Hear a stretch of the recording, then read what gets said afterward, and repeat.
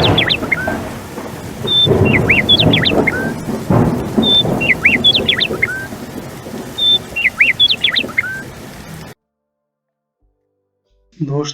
मेरा नाम है विजयराज चौहान और मैं आपसे रूबरू हूँ भारत पाकिस्तान की सीमा पर बसे एक छोटे से खूबसूरत शहर गंगानगर राजस्थान से। अपने इस चैनल पर मैं आप सबका स्वागत करता हूँ।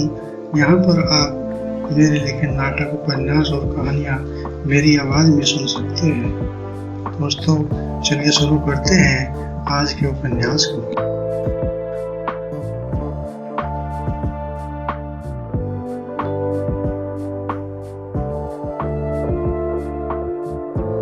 इस समय गेस्ट रूम क्वार्टर के अंदर का हॉल इस समय रोशनी से जगमगा रहा था। पूरे के पूरे हॉल में चारों तरफ लड़कियां खड़ी थी जो इस समय मोहन और सौम्या का डांस देखने के लिए रोमांचित हो रही थी। म्यूजिक सिस्टम पर एक संगीत सा चालू हो जाता है और सारी की सारी लड़कियां हथेली बजाते हुए सौम्या को कम ऑन सौम्या नाम का पुकारने लगती है। उनके साथ हॉस्टल की वार्डन किसी चाचरा भी हथेली बजाते हुए उनका साथ दे रही थी। सौम्या ने सुना तो उसने अपना हाथ मोहन के हाथ में दे दिया और वह संगीत की धुन पर थिरकने लगी। पहले से ही वह एक कथक डांस की छात्रा थी। डांस में उसे काफी निपुणता हासिल थी। वह मोहन का हाथ पकड़े हुए डांस करने लगती है और पूरा का पूरा लड़कियों से भरा हाल इस समय उसके डांस को देख रहा था।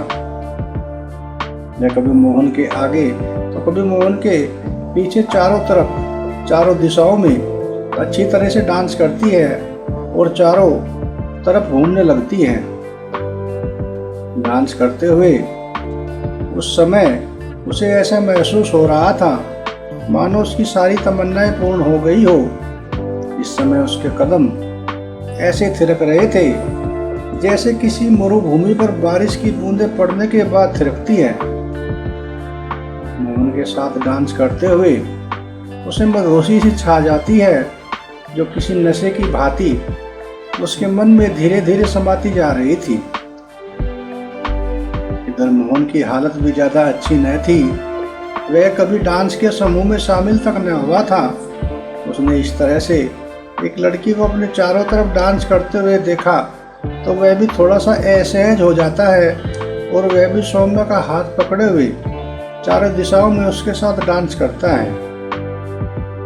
मोहन के जीवन में यह पहला समय था जब इस तरह से कोई खुशी उसके दरवाजे पर उसके घर में उसे महसूस हो रही थी। वरना इस कलयुगी संसार के स्वार्थी लोगों ने उसे अभी तक दुख ही दुख दिया था जिसने उसे अंदर तक तोड़ कर रखा हुआ था। प्रेम का यह मधुर स्वरूप सौम्या ने उसे पहली बार महसूस कराया था। वरना अब तक का उसका जीवन तो किसी रेगिस्तान की भांति सूखा था। इस समय सौम्या भी मोहन के साथ डांस करते हुए काफी मदहोशी सी महसूस कर रही थी और वह भी उसके हाथों में झूम रही थी। उसने भी जीवन में इस प्रकार के पलों को कम ही महसूस किया था और वह भी अपने रोम रोम में खुशी के इन पलों को दिल में संजो लेना चाहती थी। वह मोहन के आगे पीछे चारों दिशाओं में डांस करती है। डांस करते हुए सौम्या काफी रोमांचित महसूस हो रही थी। वह आज मोहन की बाहों में झूल जाना चाहती थी। मोहन की बाहों में आने के बाद वह इस समय इस प्रकार से पल्लवित और पुलकित हो रही थी जिस प्रकार से शिव की जटाओं में आने के बाद गंगा पुलकित हो गई थी। चारों तरफ शिव ही शिव था, चारों तरफ आनंद ही आनंद था। जिस प्रकार से शिव की जटाओं में आने के बाद गंगा को कोई भय न रहा था, उसी प्रकार से सौम्या के दिल में भी कोई भय न रहा था। आज मोहन की बाहों में आकर वह अपने आप को सबसे अधिक सुरक्षित और सबसे अधिक आनंदित महसूस कर रही थी। प्रेम और आनंद का ये नशा उसके दिल, दिमाग और शरीर पर जादू सा बनकर छा गया था। और जिस प्रकार से कोई ठाकुर जी के प्रेम में रंगी हुई श्याम सुंदरी उसकी भक्ति में डूब के रहना चाहती हैं और उससे बाहर नहीं आना चाहती, उसी प्रकार से सौम्या भी मोहन के प्रेम में इस अनुरागी नशे से बाहर न आना चाहती थी। मोहन के प्रेम की खुशबू से उसकी आत्मा, मन और शरीर इस समय ओतप्रोत हो गया था।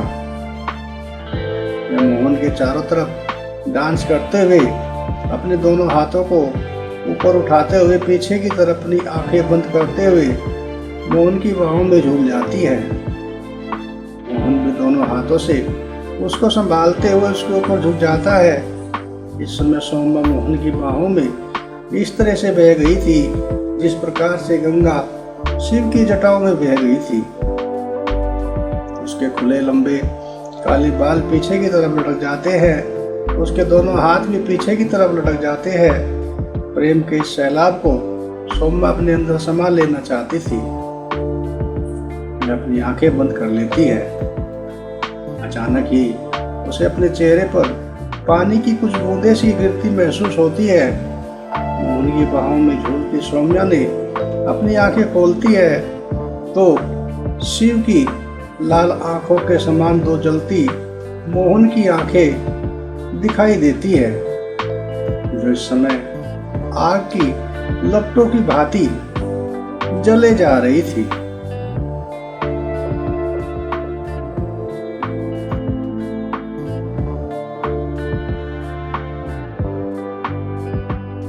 अपनी इन्हीं लाइनों के साथ ही आज के प्रोग्राम को यहीं पे विराम देते हैं।